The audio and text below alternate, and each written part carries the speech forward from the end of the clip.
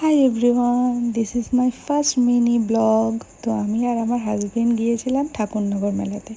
আমি এই ফার্স্ট গেলাম, তো মন্দির আর ঠাকুর দর্শন করলাম।